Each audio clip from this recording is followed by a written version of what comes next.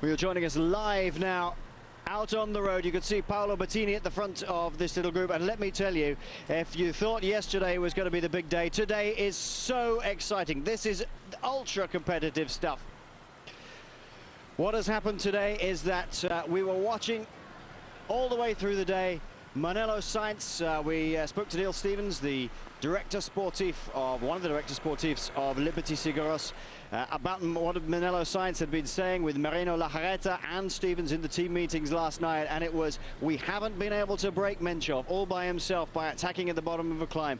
We've got to change our tactics, and boy, have they done that today. They've sent men flying up the road all day, Liberty Seguros.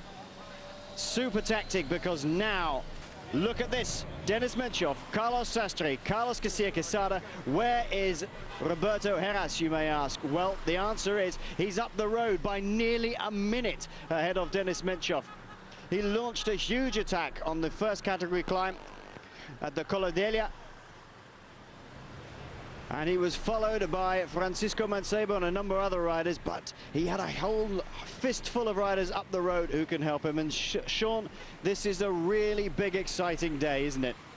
Yes, well, it definitely is. It's been exciting right from the word go. We had riders attacking all the time, and as you said, I think we had groups going out of the bunch, and quite big ones, groups of 13 riders, and at one time there was a group of 23 riders, and there was always some of the Liberty Seguros riders trying to go away in these groups, which was a change of tactic from what we've been seeing right through the Vuelta, and he has put riders up the road, and what we're seeing now at the moment is part of the group that was already up the road. The riders from Liberty Seguros and Heras, of course, attacking on that climb, and then joining up with his teammates and really put Menchov in difficulty. As we see here, the leading group is quite big, and Menchov is isolated at the moment. He had there were 3 riders with Menchov, Sastre, Carlos Garcia Quesada and Van Bon. Van Bon have disappeared, so they're down to 3, so it's going to be a big task for Menchov to come back here.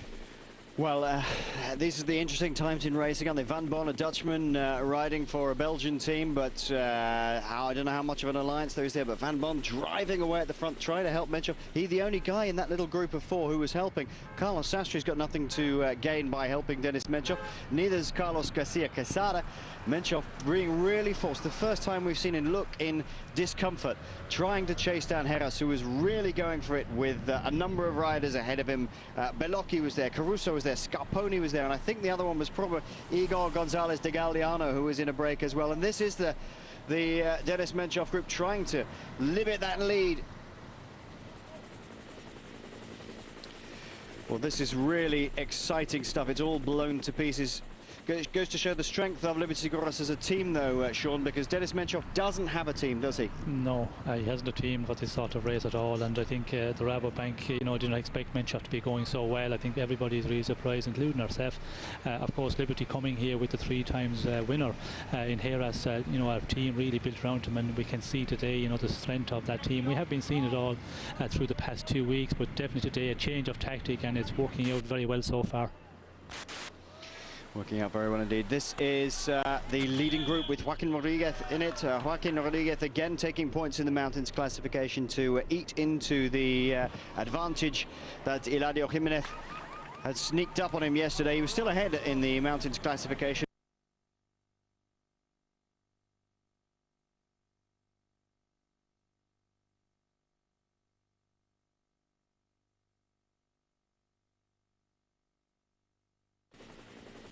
Stage 15 here on the Vuelta a España, and it's really blown to pieces. All of a sudden, the race has come to life.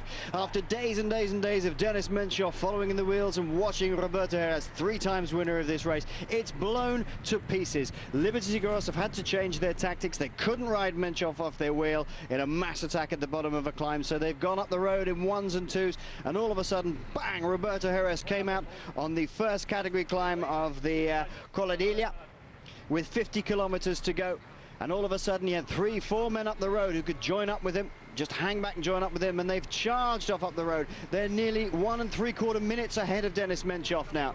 This is the group that was leading the race, including Joaquin Rodriguez, and a lot of Liberty Seguros riders were in here. And now Roberto Heras has bridged across to this gap. There he is in the points jersey. 1 minute and 58 seconds now is the time coming across our headphones from Race Radio. man, Roberto Heras, to this man, Denis Menchov. Just ahead of him is Carlos Sastre, wearing the combined jersey, and Nicky Sorensen is the man in front of that. And it doesn't matter how hard Sorensen tries to pull it along. They almost shed Denis Menchov just now. Menchov is not being able to respond at this time, and they're going to get to the foot, Sean, of the last climb of the day up to Pajares, where so many great battles have been fought in this Vuelta without Menchov on their wheel for once, and they can really storm up it.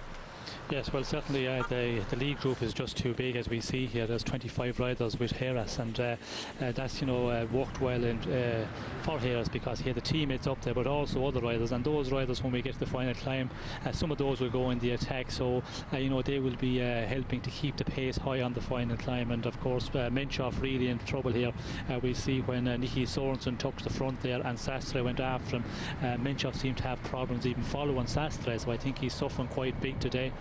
And it's the first day that we see him, you know, having problems, because the last days in the mountains he seemed to be able to follow the final climb, and today just not able to follow that attack from Heras. So I think, yes, he's on a day where he's suffering big time, Menchov.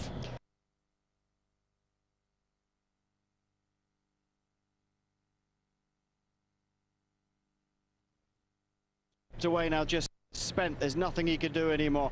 Carlos Casilla is just sitting on the back. He's not going to do anything. Sastre is not going to do anything to help Denis Menchov. Nicky Sorensen inadvertently, by driving it along a little bit, Menchov getting up to the back wheel of Sastre again with an almighty show of effort, has now latched onto the back, where it's so much easier, isn't it, Sean, to ride in the wheel of somebody than to take it from the front. And Menchov was driving it for kilometre after kilometre. He'll be pleased to get on the back wheel of Sastre. That's helping him a little bit. Yes, definitely. Well, he needs all the help he can get now, and I think it's time is running out for him, because we see the gap there, 152, you know, the back from Heras, and also Menchov also really suffering today. He's a further 56 seconds back from Menchov, so he's, you know, really paying the price again today. After yesterday, he was suffering quite a lot, and I think today, you know, this attack by Heras has been a really, you know, magnificent attack, and he's really put a lot of the big favours in problems. Absolutely magnificent stuff by Manolo Sainz's Liberty Seguros team. Had to change their tactics. Neil Stevens talking to us this morning.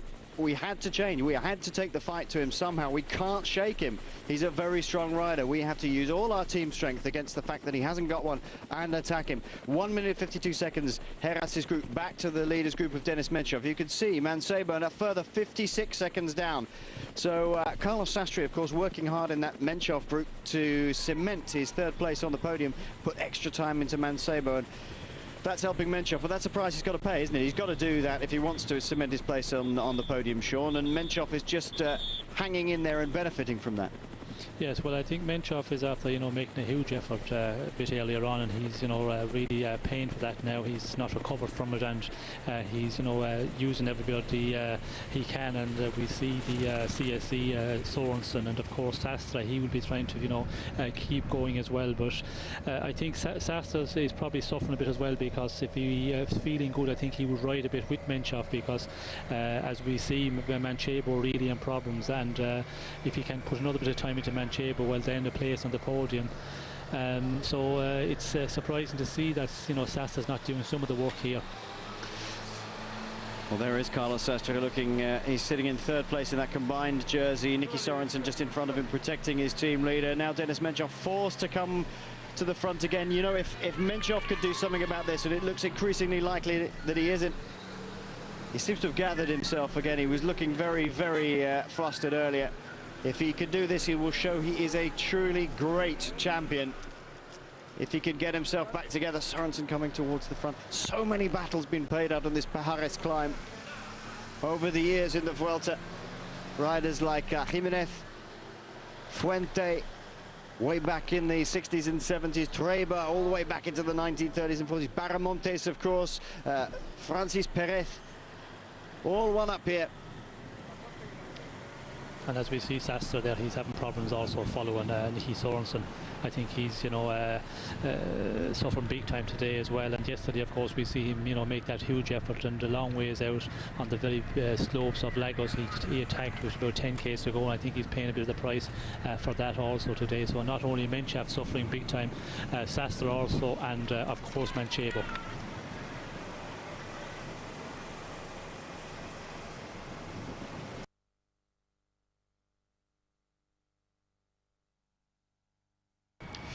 Just under 15 kilometers to go though, and the tempo beginning to show on the face of Roberto Heras. He knows what it's like to suffer on this thing. He's only got one man left with him now though.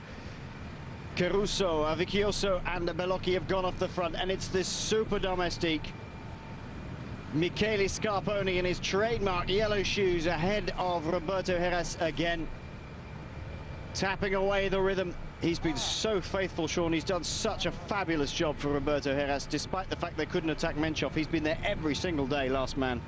Yes, he's doing a magnificent job, and he's having a great Vuelta, because we've seen him every day. He's the last one to be with Heras, and setting a magnificent pace on the climbs every day. And once again today, the last man again, and really just turning it on there. And we see that group of Heras is just blown to pieces, and that tells you, how the speed is up and everybody is suffering. As we see here, they're everywhere in the Menchov group at the moment. We see Sastre is going ahead, leaving Menchov for dead almost. So I think Menchov is really going to lose a lot of time on this final climb. He's cooked. He's gone, Sean. I think he's blown completely now. He did so much work though down in the valley between the last first category climb of the day, the Coladeglia.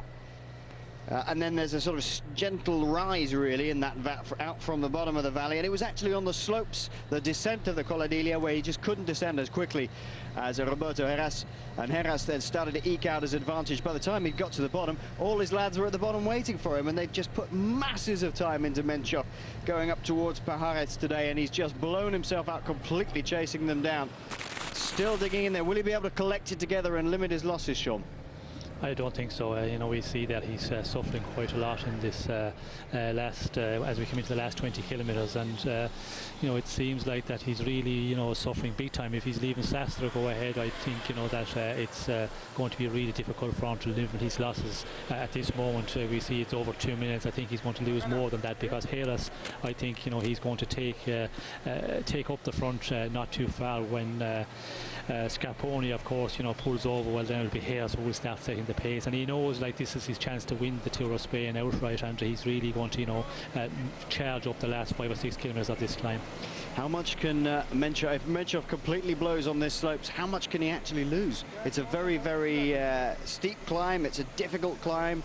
It's not, well, it's in total length from the bottom of the valley, it's about 35 kilometers. We're into the last 15 now. It's a nasty, nasty, vicious rise, and Pajares is one of those climbs where people attack. In history anyway, historically they attack and attack and attack and can fly up this thing if they get the rhythm right. How much could he lose to Sastre even, who's only 1 minute 50 seconds down? Well, that is the thing, he could lose also the place to Sastre in the general classement, but I think Sastre is also suffering a bit. We see there on a number of times when Sorensen was setting the pace for him, he just wasn't able to follow, and I think that tells us that he's also suffering quite a bit. So I'd not be too worried that Sastre will take a lot of time from Menchov, but the big danger up front is how much time are they going to lose to Heras. I think is going to grow from here to the finish, and we see Scarponi still pulling on the front here, doing a fabulous job, and down to 5 in the leading group of Heras at the moment. 2 minutes and 32 seconds is the gap now between Roberto Heras in this group here and Denis Menchov. Menchov, it is slowly slipping through with that iron fist that he's put around it in the last week or so. Sastre blowing hard, hiding himself behind those dark glasses once again. Carlos Garcia Quesada is with him. He's the big gainer as well. He sat on the back of the group for a long, long time. Launched a speculative attack to see how strong everybody was, and it was Nicky Sorensen and Carlos Sastre who brought him back in again. Well, this is just wonderful stuff.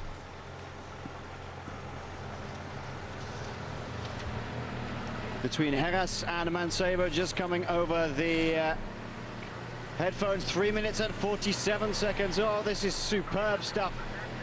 Francisco Lara, the young Spaniard riding for T-Mobile on the back there. Samuel Sanchez again, buoyed up no doubt by his wonderful win the other day, unfortunately at the expense of Ardila. But this man, this is a lonely place to be, Sean. You're the race leader, you're wearing the leader's jersey. What's it like to be wearing a leader's jersey and isolated in this sort of position? Well, it's very difficult, to rally around here and keep them to keep the morale, because you start losing it, and when you haven't gotten the legs, well, then it really works on the head, and it's been doing that for quite a while with Menchov, and of course he could see it coming before the Heras attack, sending riders up the road from the Liberty Securos. It was the one you could see beforehand, and he certainly had seen that of his team, but just not able to react to the attack of Heras.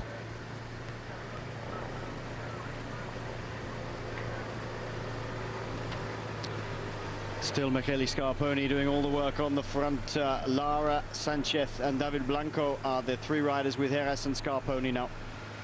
Francisco Lara, I think, is just hiding in there to do what he can. Sanchez is another rider who's a bit opportunistic. He's sticking in there. David Blanco, wearing 48, just ahead of him in the Comunica Valenciana colours. He's not going to do a thing to help Roberto Heras and Michele Scarponi, because his man, Carlos Garcia Quesada, very high up on the overall, just behind him. Denis Menchov putting absolutely everything in that he can, and he's bringing slowly. He may be doing a mancebo on Carlos Sastre here. He's eating up the gap that had opened up between the two. About 10 seconds now, the gap surely. Looks like he may be rallying a little bit on this slightly less steep gradient. Yes, it looks like that. He's holding Sastre. He's not, losing a huge amount. But I think, both of them are in the same boat, really. I think both of them, are quite tired at this moment, and we see that in the valley. And it's going to be a battle, just between Sastre and the race leader, of course. Will he be able to pull back Sastre? I think he can do that. He can hold Sastre to a limit of the amount of time he can take from him. But I think Heras definitely, is going to just take more and more time out of him. As we see the last time check, 2 minutes 36 back to Menchov. So really a bad moment, a bad day for Menchov. Just under the 12. I'm sorry about the picture breakup. The weather has been absolutely appalling at the top. It's raining again now. It was huge amount of fog even 20 minutes ago. A big bank of fog came across the top of the finish here and just blown away. At least the rain isn't going down the slopes any further at the moment. They have about 12 kilometers to go. It was the last respite the riders are going to have, because that is the last flat section, or flattish section of this climb. It goes up to about 7-8% and then just tails off very slightly, 4 or 5%. And then the last 3 kilometers, Sean, an absolute killer if you're in trouble already. 11% right up towards the top, then flattens off in the last 500 meters or so. There's a hard right swing. They almost double back on themselves. It's quite flat up towards the top, but the last 2 kilometers are real murder for somebody who's suffering. Yes, well, definitely. It's one of the again, with yesterday's Lagos of Covadonga, this is a really a serious climb today, and it's the day when the Vuelta could be won and lost, and we're definitely seeing that. And we've been hearing about that for the last 2 weeks since the race started. It was going to be the 2 days the most important, and they're certainly showing that today. Well, this mountain has been the venue for so many showdowns over the years. Back historically in the history of the Vuelta España, when the Spaniards wanted to attack the big name foreign riders who were being brought in, the Eddy Merckxes, the Jacques Anquetil's, the Rudy Altigs, who weren't great climbers and so on. They were, well, not that Anquetil and Merckx weren't great climbers, but they weren't pure climbers. The Spaniards pride themselves on being pure climbers, and this is one of the venues that they chose to attack great foreign champions or foreign leaders of the race. And once again, it's proving this way. A triple champion here, Roberto Heras, and you're seeing teamwork from Liberty Seguros at its best. I tell you what, Sean, I hope that Manolo Saiz has got an extension contract on Michele Scarponi, because he has just been awesome this year, and there'll be a lot of director sportifs trying to buy out of his contract for this.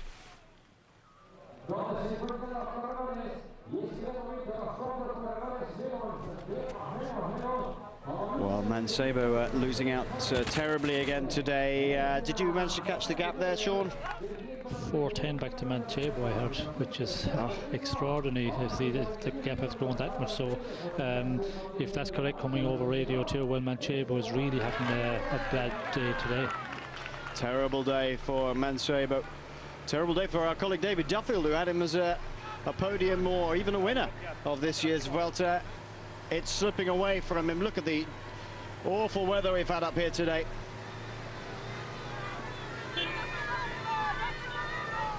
Sastre, Carlos Sastre, along with Carlos Garcia Quesada, they must be working together in some way. They're pulling out even more from Denis Menchov. Just as he thought he was coming back, he's gone again.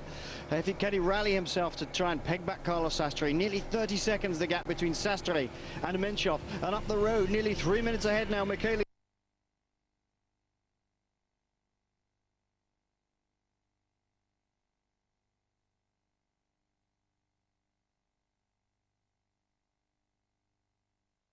way up the overall today.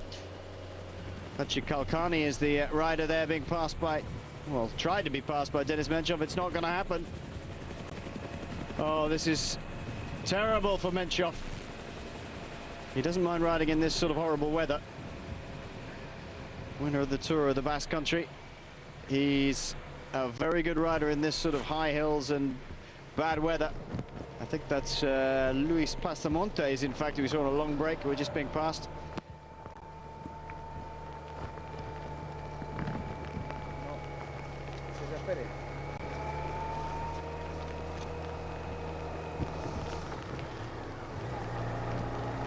Well, it's Jorge Garcia. In fact, there's the rider from Relax Fuerteventura. And Denis Menchov still in there, still plugging away. He's such a strong rider. Is anybody going to help him, Sean? Well, I don't think anybody that he's catching up with, as we see here, they're not able, because they have been all in the group of Heras and they've been just shelled out of that group. So I think everybody is, you know, really suffering here, and I don't think they're going to be able to give any aid to Menchov whatsoever. Well, one rider we haven't seen, and we are unsure, to be honest, whether he's still up the road or has been swallowed back, because we haven't seen him at all. We've been concentrating on the battle between Heras, Sastre, Menchov, Mansebo. Alexander Bocharov, the rider from Credit Agricole, did go up the road first. Whether he's still up there, we don't know. I think he's probably been taken back, Sean. Yes, I think we did not see it on our screen when he was taken back, but this looks to be the motorbike one. So.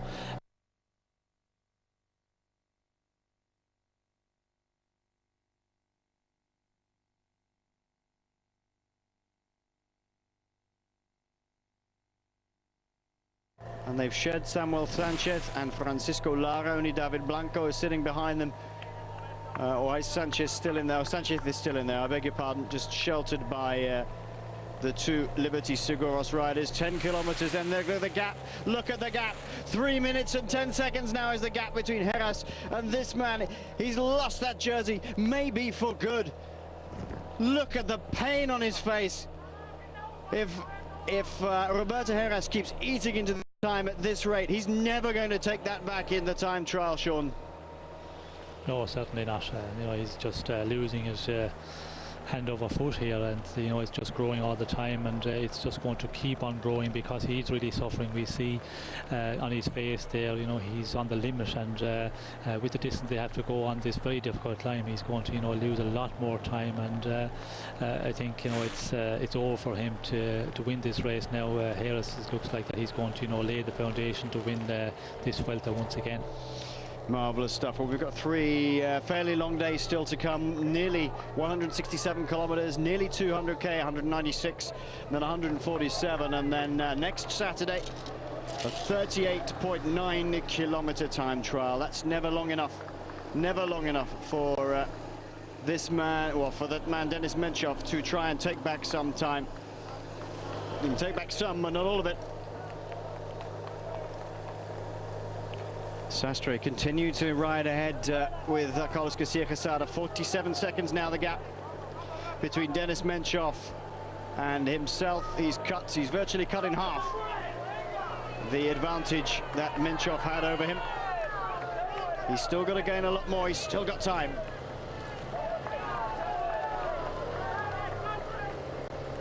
And what do you think the words from Roberto Heras to Michele Scarponi are here, Sean? Heras has come alongside Scarponi, had a bit of a word. They've still got under 10 kilometres to go. What would you be saying if you were in Heras' position with Scarponi still pounding away at the front there? Well, I think he's going to try and keep Scarponi with him as long as possible, and maybe just, you know, take it down a notch or two on the pace setting, not as strong, and try and go on a bit further, because he needs Scarponi to take him much further up this climb. And we've seen that yesterday, for example. You know, Heras was alone much too early, so I think he will definitely try and keep Scarponi on the front. As we see, there's 7 kilometres to go. And Scarponi is, you know, after doing a magnificent job, and still going to, you know, I think ride another a bit up this climb. Carlos Sastre riding with Carlos Garcia Quesada, and his brother Adolfo in there as well. Adolfo Garcia Quesada, that's I think that's Paolo Bettini in there as well. Well, I never. Bettini just being passed by Sastre. Sastre is putting time into Denis Menchov with every pedal stroke. Menchov isolated completely by himself. Nobody willing to stay with him and help him. Nobody there to guide him up, even for 200, 300 meters, to give him some sort of respite.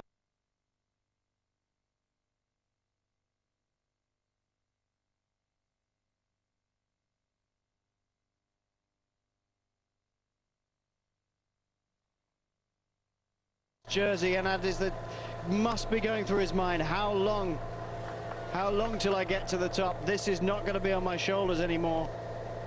How mentally tough do you have to be, Sean, to just keep going and not think, I'm losing it, I'm losing this race, one of the biggest races in the world? Well, it's very difficult, because, you know, he was riding so well. We see him yesterday there, he seemed to be following, you know, quite comfortably on the final climb, and we were just, everybody was thinking, well, you know, it's going to be really difficult for Heras to shake him off the leader of the classement. And you know, what a turnabout today. You know, we see Menchov really suffering big time there, and he's been suffering for quite a long time. You just have to keep working at it, and hopefully, you know, to limit the losses. And I think he's going to be thinking now, well, the podium is a place where I can still get on, and Sastre up the road, he's going to be working at that and try and limit, you know, his time lost to Sastre. And you know, he knows down deep now that Heras is going to take over the race, leads his jersey by a long shot. Deep down in his soul, he knows that it's slipping out of his grasp. Maybe by the time he gets to the hotel tonight, he'll be able to think, I have some days still, I have the time trial. Am I able to sneak away and attack? I very much doubt it. But there'll always be some hope in the back of his mind. This is the Sastre group. Coming over the line, that's Atienza, the rider from Cofidis. Pereiro is in there. Bettini. The rider from Fassa Bortolo is Pimienta. 6 kilometers to go then for the leaders. Still Scarponi on the front. Incredible riding by this man. He's been talked about for such a long time, and what a rider.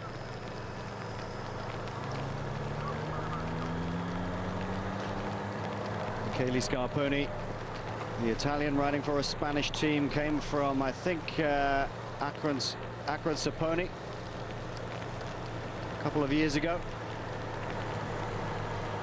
And he was riding in the Tour of Spain a couple of years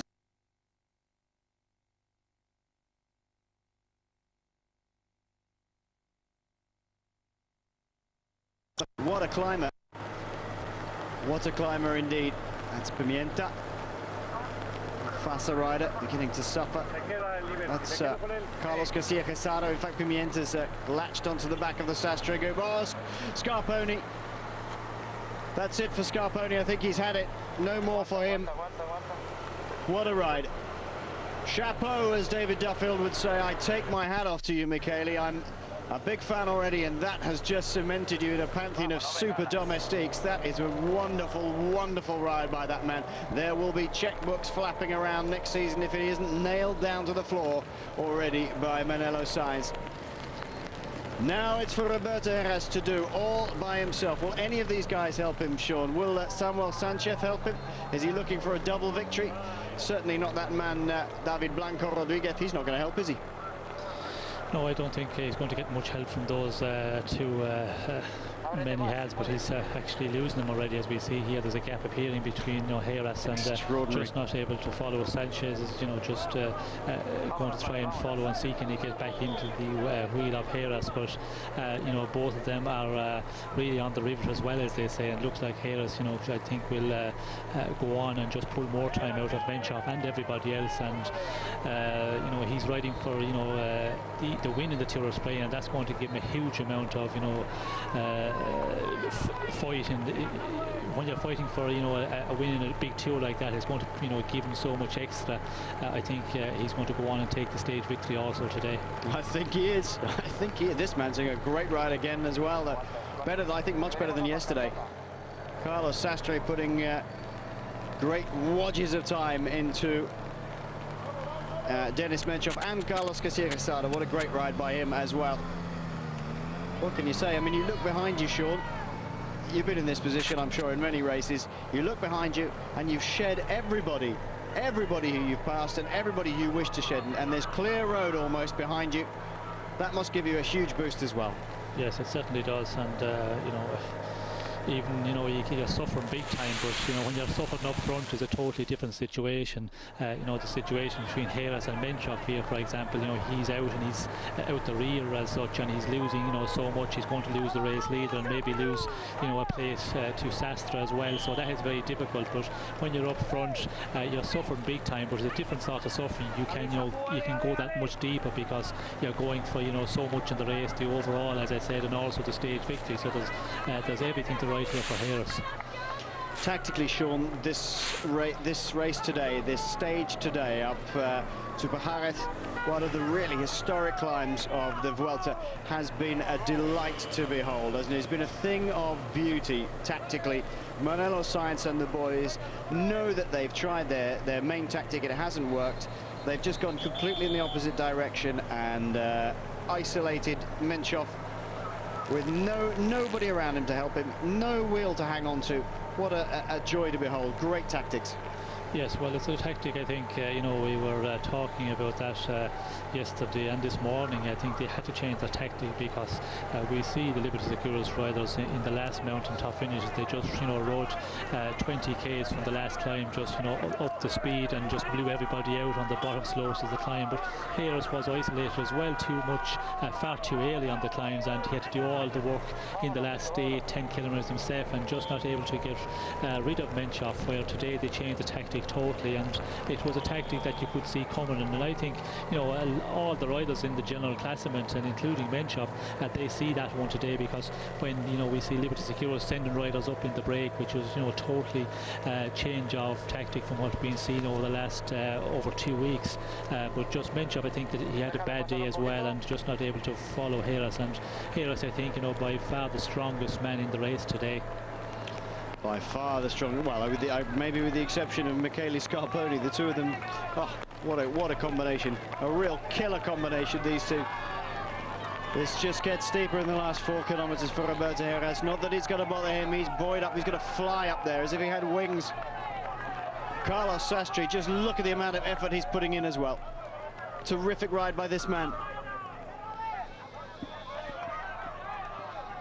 2:30 the gap between Heras and Sastre. This is right on a very steep part of the circuit or the hill today, and Heras beginning to suffer. Nothing wrong there, I hope. Just looking like he was coming to a hole. Well, that's why. 14%. Oh my word. This has been such a day. We haven't seen a day like this in the Vuelta so far. And what a display of attacking riding by so many riders today. It's blown to pieces. This is what bike racing's all about. Not only man pitting themselves against man, but look at the elements. Look at the rain that's been coming down here. It's been foggy up at the finish. Not been able to see a thing. I hope the blanket of fog is blown away. There was a time before we came on air to you, we thought we're not even going to be able to see who comes out the fog. It would have been like Stephen Roche crossing the line when Phil Liggett saw him years and years ago. Remember pegging back Pedro Delgado in the Tour de France? And Phil turned out and said, "It's Roche! It's Stephen Roche!"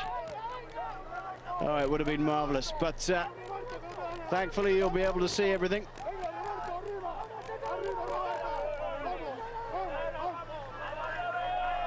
Roberto Heras cycling his way up this Pajares mountain to a momentous stage victory, and really setting the seal, I think, without any more disasters happening to him, setting the seal on another victory in the Vuelta a España. A marvellous ride, Sean.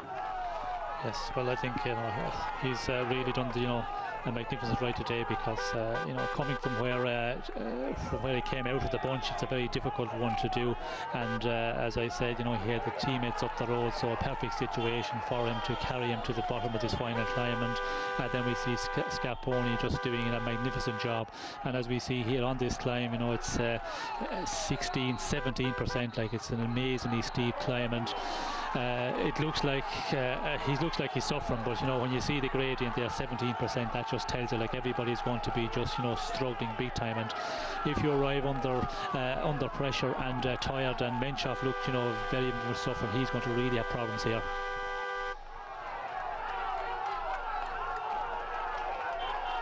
The Spanish fans out in their thousands to cheer home the man from Bejar. He's such a quiet rider. He's quiet in his manner, he's quiet in his training, but he's making a huge bang here today. Samuel Sanchez, the only man within even looking distance of him, 12 seconds behind. He's gone past the nastiest part of the climb today, up to 17%. Remember, this Pajares climb has been such a battleground for huge attacks in the past by flighty Spanish climbers. Bajamontes is attacked here. So as Treba Fuente was a man who attacked it over and over and over. Jimenez, Francis Perez years ago. Going right back into the 1930s and 40s, all the way through the history of this Vuelta a España. This mountain has played a huge part. And today, once again, we've seen the collapse of a man holding the golden jersey. A leader from outside of the Spanish borders is being attacked by the Spanish climber, Roberto Heras. It's amazing to think that just 2 or 3 days ago we were wondering whether this man would make it to the end. His 15 stitches in that knee. When Jakob Pill hit the deck 2 days ago, he went colliding into the back of the bike, fell off, the chainring soared effectively through the top of his knee. He had temporary staples put in it, and then 15 stitches, 10 on the top of the kneecap, 5 down the side. And look at him now. This is extraordinary. It will go down in history as one of the greatest single rides by a man in the Vuelta. Yes, well, of course, he's been the big favourite going into this race, and he hasn't had it easy. As you said, that crash a number of days ago, and I think he's rallied around magnificently well, and putting in the performance today. I think this will be one of his greatest victories in the Tour of Spain. He's already won 3, of course, and he's on the road to possibly winning a 4 at the moment. We also see further down there, we see Carlos Garcia Casado. He's after going away from Sastre, and in the general class as well, he's 5th there at 5:37, so he's going to move up as well in the general classement. So a lot of movement here, and depends on what happens with Menchov, how much time he's going to lose on this final climb. So we could see him losing a place in the podium altogether if he really suffers on the steep part of this one. Well, I think he's certainly going to slip behind Sastre. Sastre's going to move up into to 2nd overall, I would suggest today, Sean, because he's taken a massive amount out of Denis Menchov today. This is the final 500 meters then. This is that hard swing right.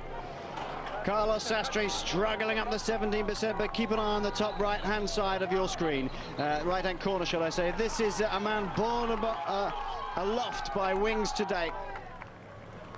What a wonderful ride by Roberto Heras. He's going to take the victory today and the gold leader's jersey.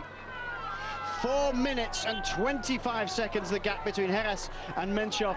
That is extraordinary. He's blown completely the Russian. Extraordinary. Under the last kilometre and a half for this man. It's all flat up here now, though. There we are, confirmation. It's not anything like the gradient we've seen earlier. Great ride by Carlos Sastre as well, has timed it perfectly. Kim Anderson, the director sportif, has said go for it. Went out with Nicky Sorensen, did an awful lot of work, and Denis Menchov, they made Denis Menchov do the work in the valley, didn't they? And that was key.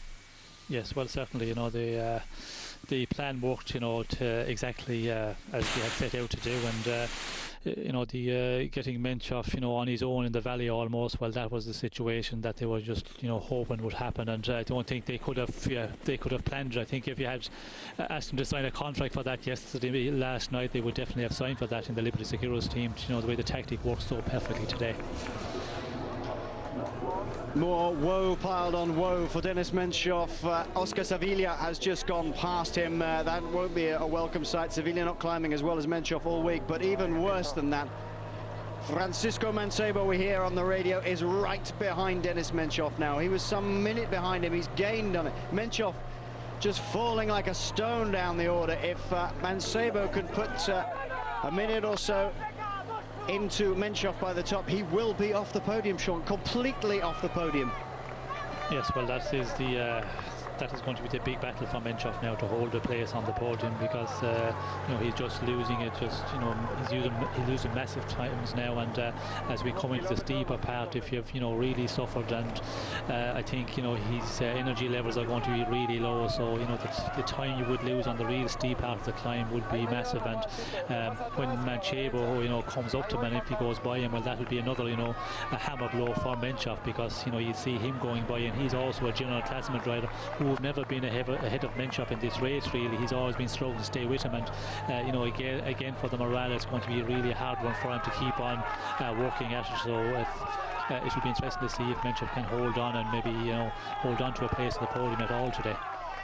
That's the big question. Race Radio telling us now that Mancebo's gone past Denis Menchov. Well, as our esteemed colleague David Duffield would say, as Roberto Heras goes on to the final kilometre banner, the man with a hammer has come and hit Denis Menchov today. Well, it's more like he's been hit with a steam hammer today. Denis Menchov sliding further and further backwards. He's got to keep it together. He's got to keep his morale together. There's nothing he can do now except keep going up. Keep going up. He can't get off the bike. He's got to keep pedaling one stroke after another at his own pace, and see people come past him. He's got to ignore that and keep going. Well, he may be wearing the points jersey today, but it won't be for long, because within about 10 minutes or so, this man will be mounting the podium as he rides into the fog. Maybe we won't be able to see him on the podium, but he'll be putting on a bright, glowing gold jersey, because he's going to take the victory today, and with it, here at the foggy top of Pajares, the lead of this year's Vuelta a España. What a magnificent ride by him and his team, not least of which Michele Scarponi, the coming back Joseba Bellocchi, who just absolutely buried himself. The pain on his face was enormous. Igor Gonzalez de Galdeano, a man retiring at the end of this season, put in a huge amount of effort. Gianpaolo Caruso gave it everything. Coming out of the fog then, up towards the finish. They will be well aware on the screens that somebody is coming up here. Let's have a look at this. Oh, it's a shame we can't see the absolute joy on his face too well, but what a marvellous ride. Sean, today it had to happen. There had to be an attack today, but I never expected something of this magnitude.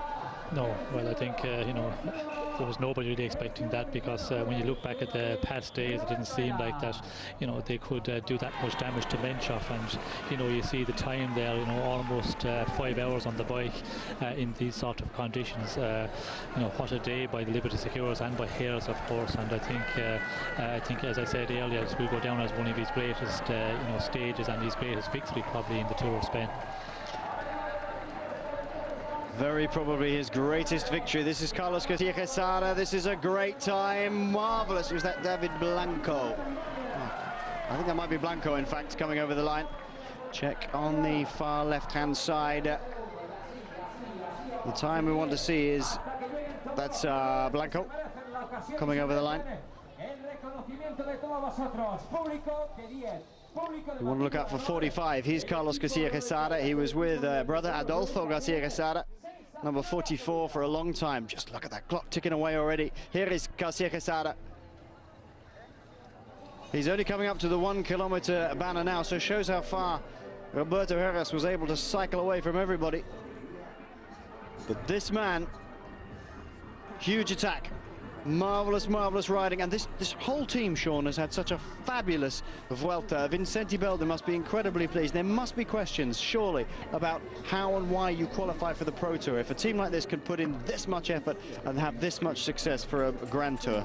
Yes, well, certainly I think we've seen them there the last number of days, like they have been very much to the fore, and of course in the team classement that gives you the answer, because they're leading that by 15 minutes from Phonak, and you have to have got good riders that can throw in good performances every day in the mountain stage, but also in the time trials, and in the flatter days as well they have to be up there. So I think there's a lot of questions to be answered.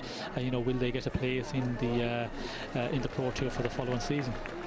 Okay, well, Carlos Garcia Quesada coming up to the line. We'll start the stopwatch. The gap between Garcia Quesada and Francisco Mancebo, currently lying in fourth, was about 3 minutes and 10 seconds. Is that right? 3 minutes and 10 seconds, something like that. 3 minutes and 12 seconds. Let's see how he comes over. Well, let's say 3:10. If he's got 3 minutes on Mancebo, then he's going to move up above Mancebo, even assuming that Menchov falls down lower. Well, the fog rolling in again. Not even 10 minutes ago it was clear up at the finish here.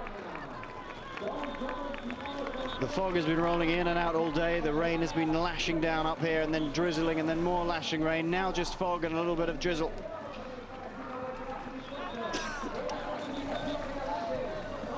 Forget Ardila, he's not the one we're interested in. Is that Garcia Quesada? Let's put the stopwatch on anyway.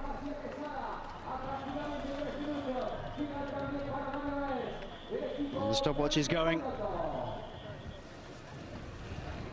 Coming over in dribs and drabs. We need to see the number of that rider from Comunica Valenciana who came across, and I think it probably was.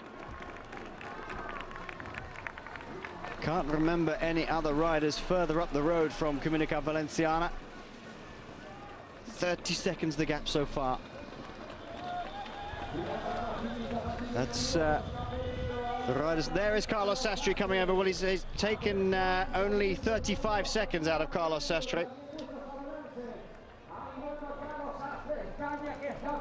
So Sastre's place safe against Garcia Quesada as well. 45 seconds, 46 seconds now the gap. Well, we're looking for where Francisco Mancebo is going to come in.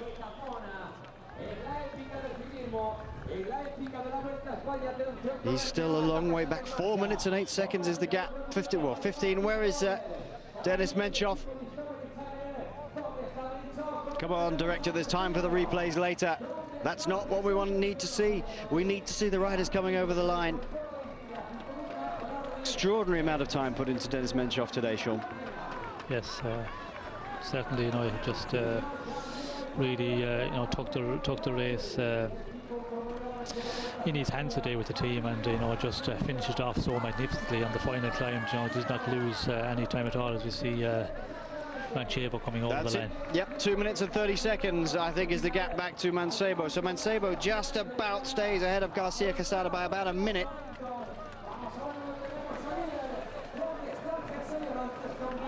Is that Tom Danielson? Oh, Tom Danielson's gone past Denis Menchov.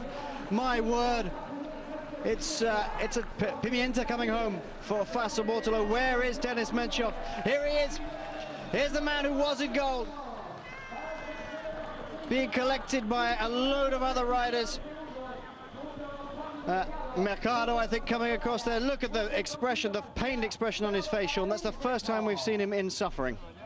Yes, well, I think we've seen that expression for quite a while on the earlier slopes of the climb. He was really suffering, and you see the gap there, 5:17 down on Heras. A huge amount of time lost, and certainly any chance of winning the race now, I think it's just out of it, because Heras have just got too much of an advantage over the rest, and in the final time trial, he unless he has some mechanical problem now or sickness, I think he's going to go on and take this tour once again.